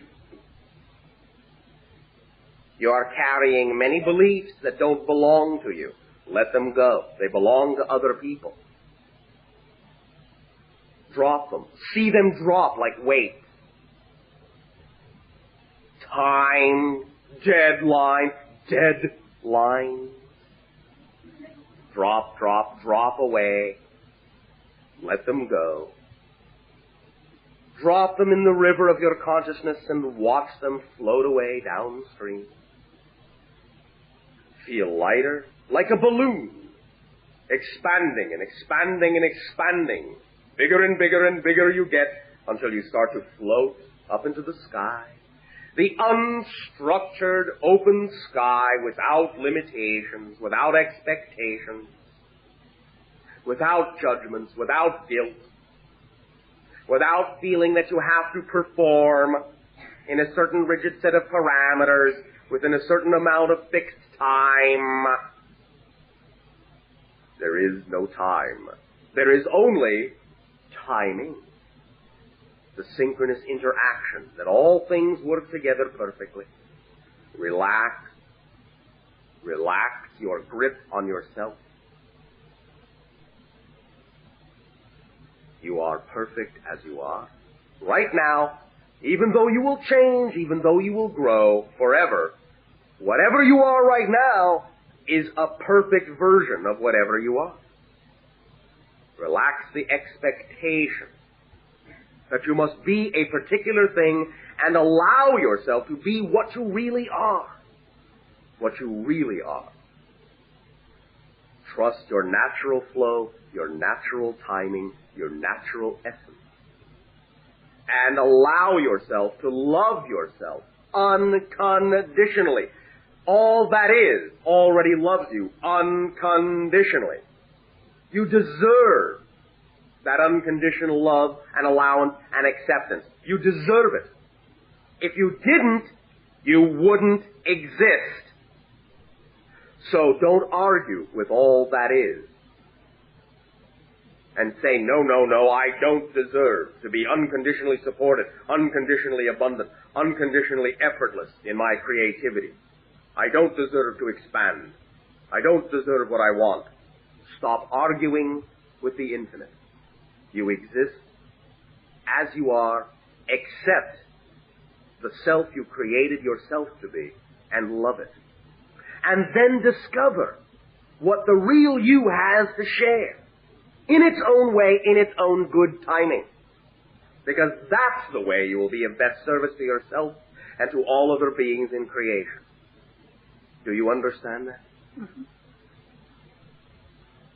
You will have the assistance over the next 3 nights of your time, of your guide, in helping you relax and dissolve those belief systems and those structures that no longer work for you. You will see the clocks shatter and dissolve. The walls crumble and dissolve. All right? Sounds great. Thank you very much. Can I just ask a question about my son? You know how you talked about letting your children sort of just be who they are and not put too much limitations on them? Some guidelines are necessary, but not too many. Right. How do you get them to do what you want them to do? Number one, you discover why you want them to do it. Right. Because very often what you want is not really what is best for either of you. I mean dangerous things that they should be doing. All right. First of all, again, you must involve and engage yourself in the idea of exploring together the consequences of action and the responsibility that they have, the ability to respond, responsibility that they have in any given situation. Let them simply see all the options and let them get in touch with what option and outcome they prefer in certain situations. Give them the guidance of your experience and your wisdom in that sense, but let them then choose. When they understand what a situation brings them, let them then choose the idea they prefer. Now, you may be able in that dialogue to find out that there may be something about what appears to you to be a dangerous situation that they need or want. Explore with them ways to discover exactly what it is they need to get out of that without necessarily having to go into the situation's full expression. Because very often, you don't necessarily need everything in a situation to extract something from it that is of benefit to you. So you must be able to see what it is they need out of the situation and then teach them how to get that part without necessarily including everything else with it that might actually bring them danger. You follow along? Okay. Does that help you? Yes. Well, thank you. And just one more thing about Sam. You know how you say that you don't, when you want them to do things, it might not always be what should be. You know, if I want him to do something that I want him to do, like, for example, you know, have a bath, get dressed because I'm in a hurry sort of thing. Yes. Without using harsh, like, you know, shouting or even spanking him, should you just kind of let go and just let him do what he wants to do, even though you're going to be late? You need a balance. And again, the balance is in communication, but first you must remove the stress factors from your own life to give yourself the ability to understand the situation you are actually seeing for what it is.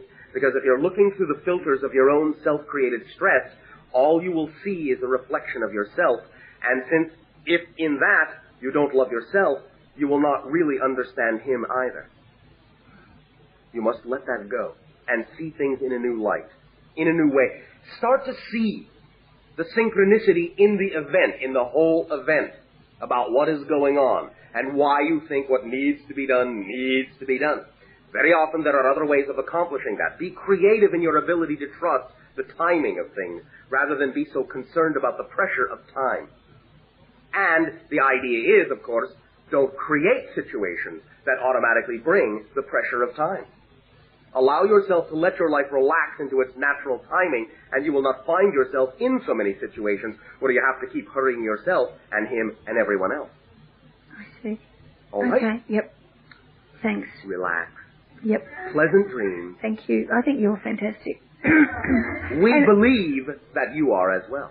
Do you know, I really think that, I mean, personally, I can't get enough of you. I mean, not, you know, just the whole, I've heard your tapes and read your books and stuff. And, I mean, it's just, we just don't have enough access to this kind of thing, you know, yes, kind of knowledge. Yes, you do. It's all within you. Yeah, I know, that's too hard though, that stuff. No. That's why it's difficult, because you believe it's hard. That belief system doesn't belong to you. It belongs to someone else. Give it back. Okay. All right? Yep, thanks. You see, as soon as you allow yourself to know it actually is easy, you will get the result that it is. But you don't want to believe it. That's all. Okay. Relax. Accept the help of your guides over the next 3 nights. In 3 days, things will be a little bit clearer and a little bit easier. Okay. Don't be so automatic to jump and assign a label or a meaning to something. Okay. All right? Yep. Thank you. Kisses to you as well. Thanks.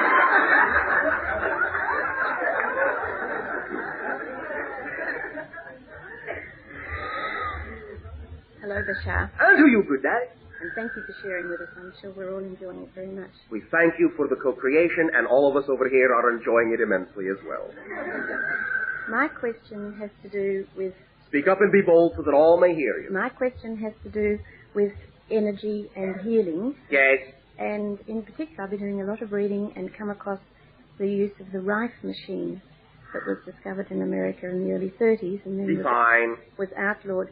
It's specifically using frequencies and tuning into, say, the specific frequency of cancer or asthma or arthritis, etc. Yes. It was outlawed in America in the early 30s. They are still available, and my question is it safe? The principle. Is it effective? The principle is sound. Right. The machine may not be calibrated properly. This is really my question. It comes with a sheet of calibrations. I'm wondering if it's safe for the average person, e.g. myself, to use, or it has to be done by a qualified practitioner. It would most likely be more beneficial and, in your terms, safer for your cellular structure if you would accomplish similar ideas with acoustics rather than the idea of electrical flow or electromagnetic pulsation. With acoustics, wouldn't you have to find those same frequencies? To some degree, yes, but it is not as invasive.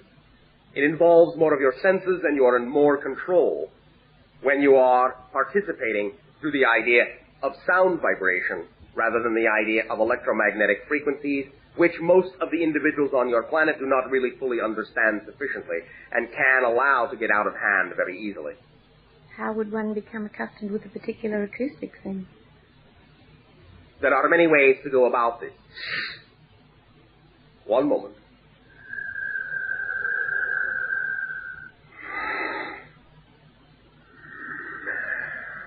You can begin with understanding different harmonics or notes, pure tones that are vibrations created similarly or in ways like what you call your Tibetan type bowls or bells.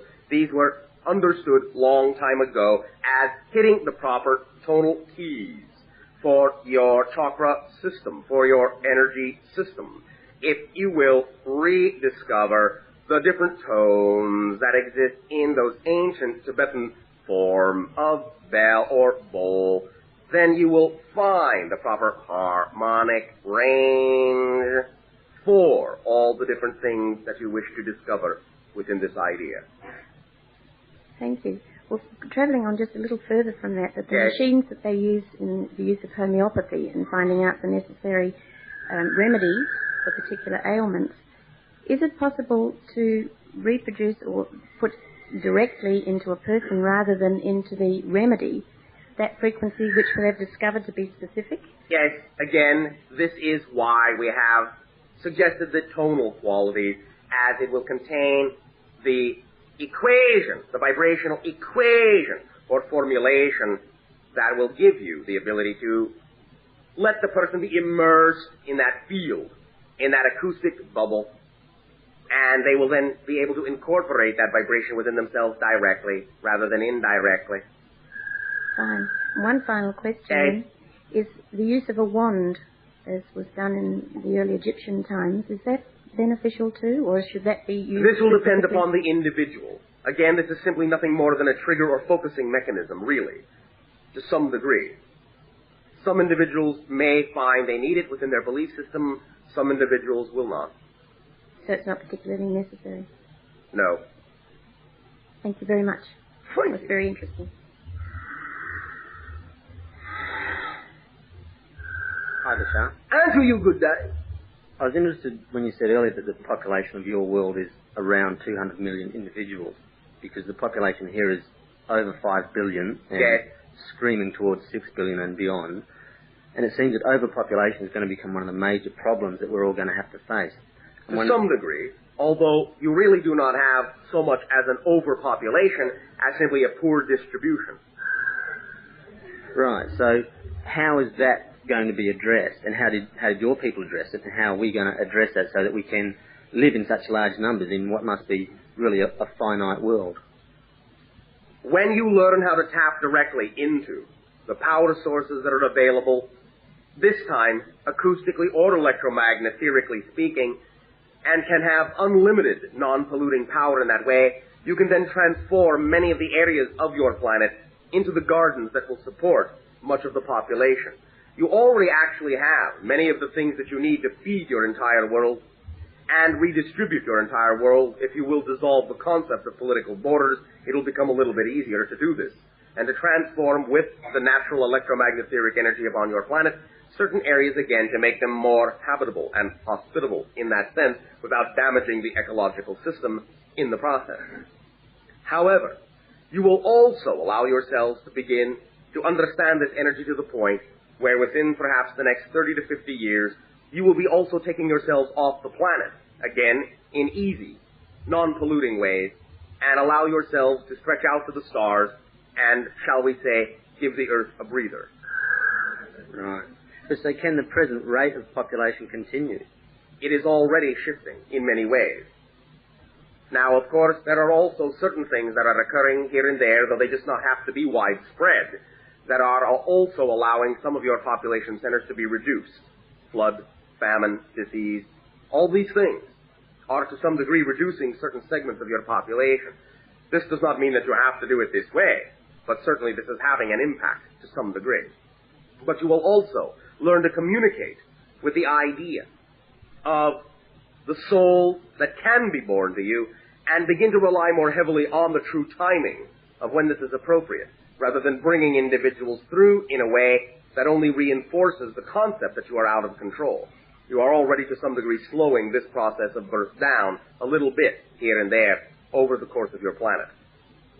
Individuals on our civilization have never really had to contend with this, as we are to some degree more of what you might call a tailor-made situation. How do you mean? We are a tailor-made civilization. We are, in that sense, a created civilization that was balanced from the beginning in terms of number. So, in that same general area, like, there are millions of people starving to death, they're dying because there's not enough food. There is enough food. But it's in the wrong places. Yes. Right. So, we're all creating our own reality. Why are 2- and 3-year-old kids starving to death? What reality are they creating there? Again, you must understand that there are many, many situations, as many as there are individuals, but also when individuals choose to become physical in your world, they make these decisions not as children, but as fully realized beings to some degree, or recognizing that they have systems, or energy, or continuation, or balancing to do from either other lives, other realities, other connections. At the same time, they can also recognize that by choosing to incarnate on your planet into that kind of an environment where it is likely they may lose their life as a result, it helps paint the picture more strongly that you need to do something about the situation, and thus they have served a purpose, and some of them are willing to do just that, because they recognize the soul is eternal, and lifespan is really no big deal. They are willing in that sense to be subjected to certain harsh conditions in order to allow your reality to recognize that it needs to change the reality to the point where those harsh conditions no longer exist. If enough children die, to put it simply, perhaps you will finally do something about it. The children are willing to do this to some degree if they will recognize that in the long run, no children will ever have to die that way again. You follow along? Yeah. Does that answer your question sufficiently? Yeah, I think it does. Yeah, thank you. Thank you.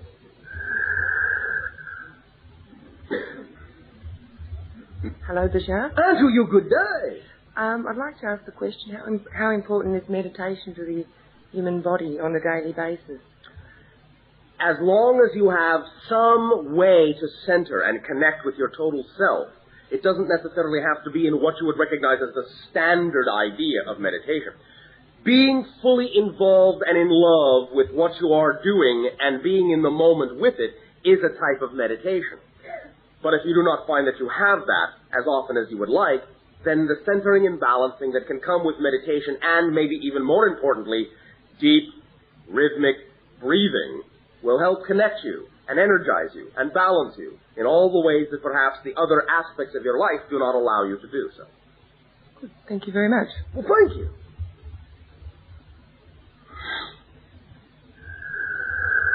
Good evening, Bashar. And to you, good day. And to everybody on your side. Oh, thank you, thank you. We all say hi. Right. I do a lot of counselling work. All right. And one of the things that keeps cropping up time and time again is people who want to follow their own excitement. Yes. But in general cases, they have a lot of compassion for everybody else as well. Yes. Compassion is one thing. Taking responsibility for everyone else is something else. Well, this is the feeling that they keep going, is that they don't wish to do something that they believe is going to hurt somebody else. Well, then they don't have to. But they can't seem to get over this hurdle of when they follow what they're doing, it's going to hurt somebody. They must understand the difference between doing the best they can, not intentionally hurting anyone, and recognizing when someone intentionally chooses to be hurt by what someone else does. That's a very manipulative thing. A lot of times particularly in the times we have at the moment, there's a lot of marriages that are busting up. Yes. And in these situations, people are following their own excitement. Yes. But they hold back from doing that, and the other person, because of the society's idea of marriage, yes, they're holding back from doing it. Yes. And with the idea that they don't want to hurt their partner, obviously. But they are doing so by holding back. Worse than letting go. Because by not being their true selves, then the other person doesn't know who they're in the relationship with. Right. And that means they are being held back from being their true selves. And that's what hurts the most. Right. Good. The next one is the concept of God. Yes, all that is. All that is. God has all that is. It recognizes itself as a singular identity, but it also recognizes itself as the combination of all the different fragments, shall we say, it has created itself to be. It is simply to us all that is. Okay. In relation to all that is, being an external idea to individuals, and also an internal, the paradox being that if I am God and everything I make is my own creation, how can I have all that is being external? Because you can do anything you wish. So it's just a creation? Yes. Or it's just an idea construct? It isn't really external. It is simply a way to experience one reality of all that is, as if it were external. So the idea of worship and prayer and the rest of the rituals that go with it are part of the construct? Can be, yes. Anything you can imagine is part of the entire reality of all that is. That's why all truths are true. All realities are real in that sense. Anything you can imagine is a reality. You cannot imagine non-reality. Right. Go ahead, give it a shot. Even if you could, by definition, you wouldn't know you had. Right. It may not always be immediately applicable in your particular dimension of experience, but anything you can imagine is somewhere, somehow, somewhen real. Yeah. Therefore, all methods, all ways, all paths, all expressions are a part of the whole idea of God realizing itself in all the ways it can, just because it can. Right. It doesn't need any other reason to do so. Right, okay. Does that help clarify the situation to some degree? To some degree. All right. Is there any other aspect of this you wish to explore? The emotional connection with the idea of all that is, and the intellectual one, where you can have an intellectual idea of the whole process but not have any emotions to go with it. Is that necessarily a block on the individual involved? Not necessarily. It depends upon the purpose for which this is being applied. However, I will say that an intellectual comprehension is not an understanding.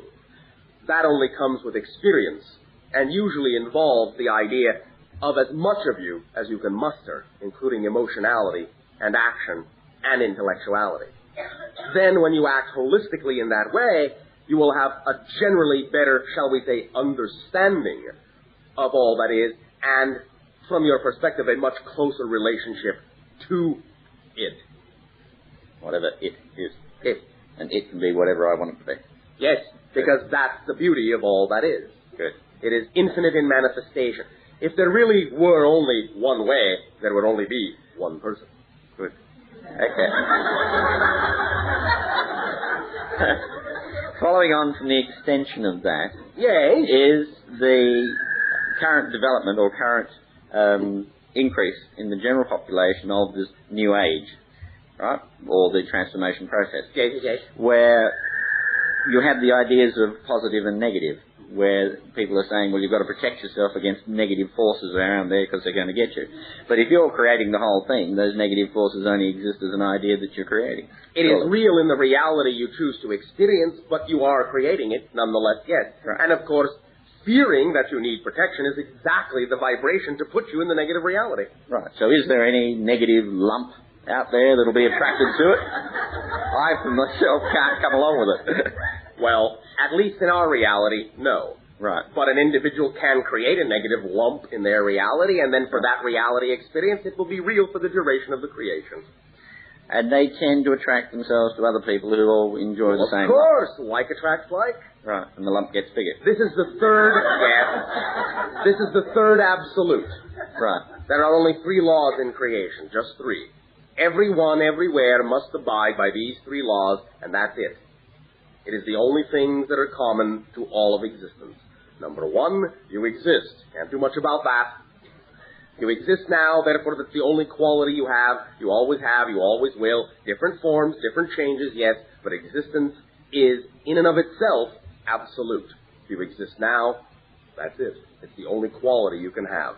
That which exists cannot become non-existent. That's a different quality. Number 2, the one is all, the all is one.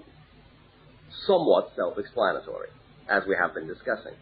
Number 3, what you put out is what you get back. That's it. Right.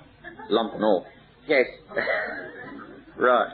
Last question I've got may be slightly trivial, but it's something that has perplexed me for many years because I follow the same pursuit of creating my own reality as often as I can. Well, you're doing it all the time, whether you're conscious of it or not, of course. For the times I'm conscious of it. Yes. Are you familiar with the game of cricket? Does this involve an insect? You're obviously not English. No. Cricket is a game with a very hard ball. Yes. Wickets at both ends, which are sticks that stick in the ground. Yes. And a guy standing in front of it with a bat. So that somebody throws a ball at him and he hits the ball with a bat. It's a terribly jovial game. Right? Do I hear judgment? All right. Anyway. I am positive that for some individuals it is perpetually exciting. Particularly with tea.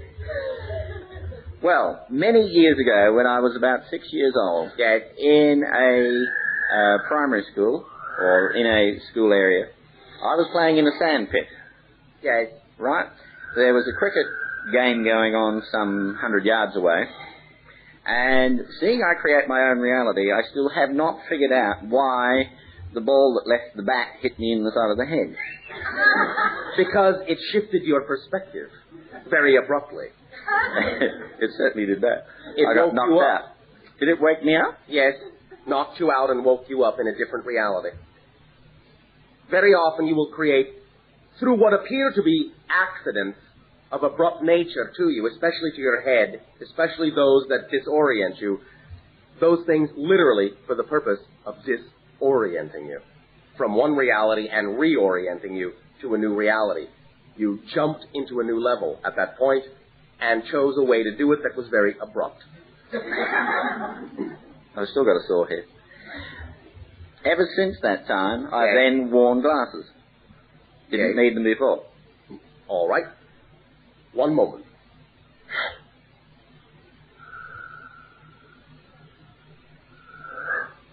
In that sense, what it did is turn your sight inward.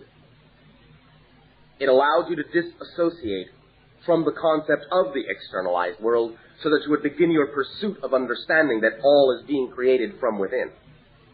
You can sharpen your physiological sight by focusing on the clarity within and knowing that there is no difference between the external and the internal. Once the internal is completely clear in that sense, you can allow the external to be clear if it needs to be. But it is keeping you focused within to some degree. Now, one moment.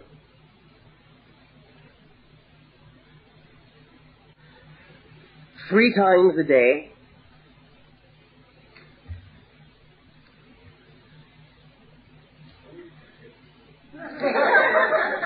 I'm writing down the prescription. Yes. Right, next.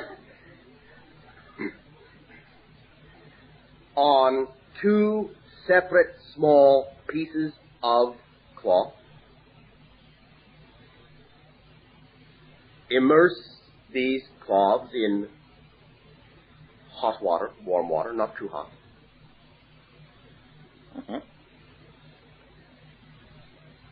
Put a small amount, one moment, of poppy seed oil on each of these cloths, and a small amount of eucalyptus oil also on each of these warm cloths. One moment. Place also within the water that is heated and in which these cloths are soaked before you add the poppy seed and eucalyptus oil, bark of willow. Place these on your eyes, closed in a relaxed position, imagine crystalline blue-white light infusing each eye. Do this for approximately 10 minutes, 3 times a day, for at least 12 weeks. And see if you do not begin to wake up into a new world where your sight begins to refocus in a different way. All right? Thank you. Thank you. Just before or after meals? During, if you wish. When you say the bark of a willow, you mean actual bark off a tree? Yes. Bark of a willow tree. Steeping in the hot water, then soaking the cloth, then applying the 2 oils. Good. One moment.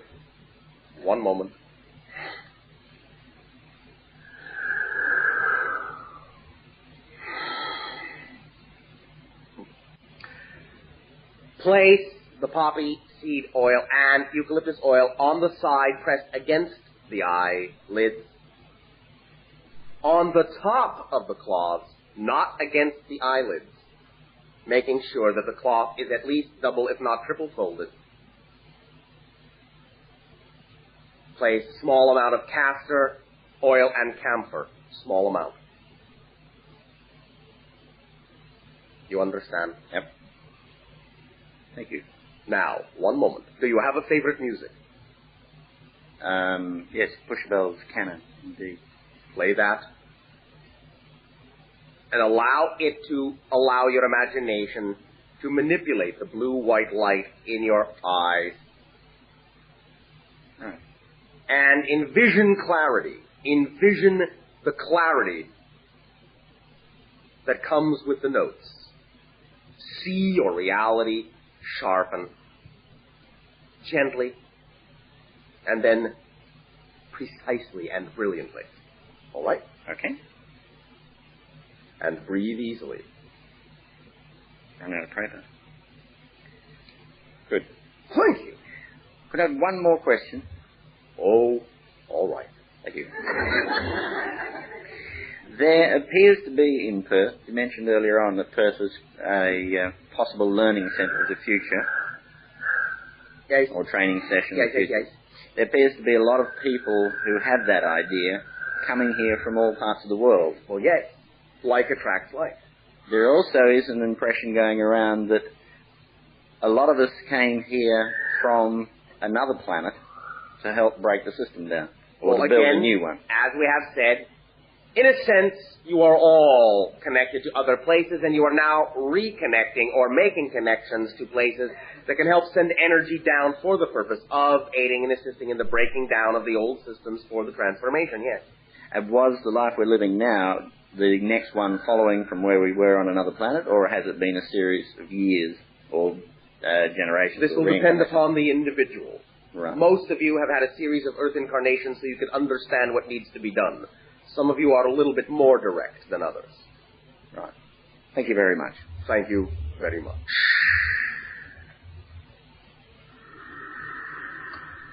Hello, Bashar. And to you, good day. I thought it was time we got together. All right. I would like to express a great deal of appreciation for the messages that you've given us, opportunities to grow, open up. We thank you for allowing us to reflect to all of you who you really are. It was interesting that I was given a rather unusual name, Ronald Hope Theobald, which means Counselor of Hope and Counselor of God. All right. Thank you. As you've answered every possible question, is there any question that you've never been asked that we should ask you?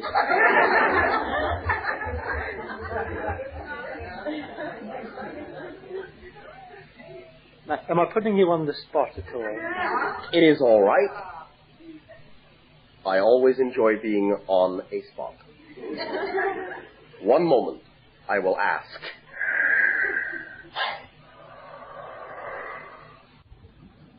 One thing that we basically have not been asked, that would be information valuable to you at this time, all of you.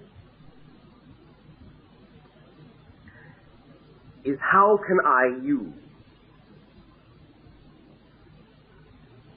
the idea of myself, the idea of myself, in ways that will allow me to always be something new, to always be more than I imagine.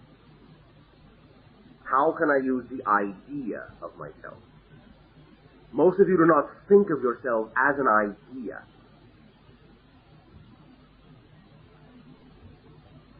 You are made of consciousness. You are a reflection to yourself, by yourself, of yourself. Out of nothingness comes everything. You are both nothingness and everything. Nothingness is the perfect reflection, for it holds on to nothing. Your reality in that sense is an idea reflecting back to you within yourself. When you allow yourself to think yourself as an idea in the same way that you have ideas daily, you will shift instantly, cleanly, clearly, smoothly, lovingly, creatively, effortlessly, abundantly. You will be free. Free.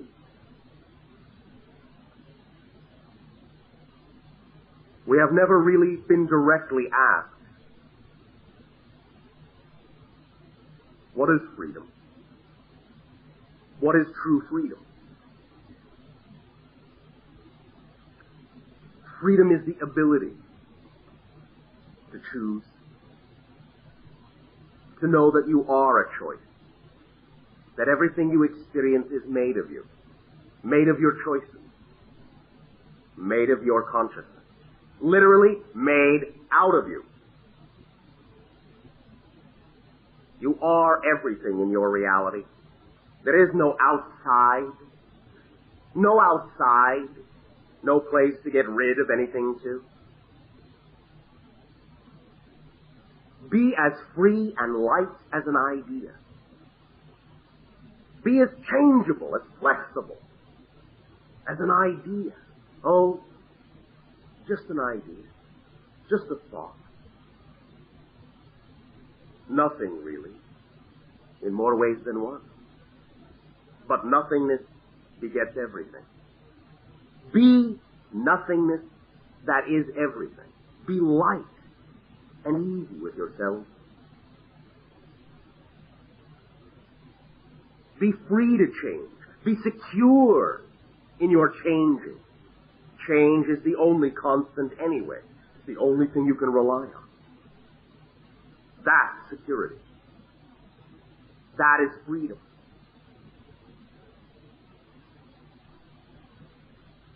You have had a long, long history. Many thousands upon thousands upon thousands of years of living as a certain idea, or a series of ideas of a certain theme. Change your idea of yourself, and your entire reality will shift overnight in the blink of an eye. Just change your idea of what you are, who you are, and live that way. Redefine. Realign. Allow yourself. Allow.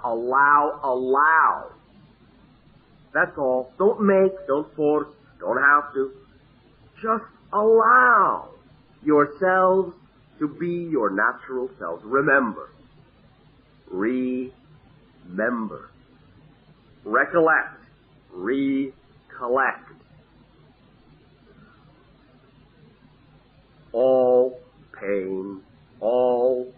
suffering, mental pain, spiritual pain, emotional pain, and physical pain. All pain comes from resistance to your natural self. Resistance because you think you need resistance to be in control. Control, true control, is absolutely invisible and effortless and feels like you're not doing anything. That's control. You are already truly powerful. Truly. This is the most honest thing we can tell you. You can do anything because you are already everything. Change the idea of yourself. That's all you have to do. And you will find that miracles are the natural order of things. And the magic of yourself will return. We will extend at this time to each and every one of you, individually and collectively, our deepest appreciation once again at being allowed to love you.